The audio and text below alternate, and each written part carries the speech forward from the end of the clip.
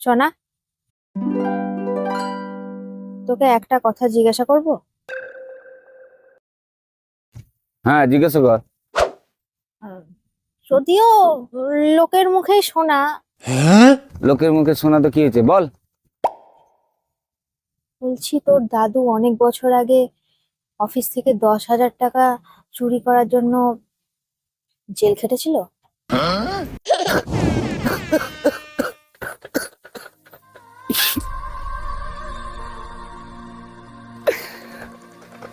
আমার দাদুকে ফাঁসানো হয়েছিল রে। আমার দাদুকে মিথ্যা অপবাদ দেওয়া হয়েছিল। আমার দাদু 10,000 টাকা চুরি করেনি, 9,700 টাকা ছিল।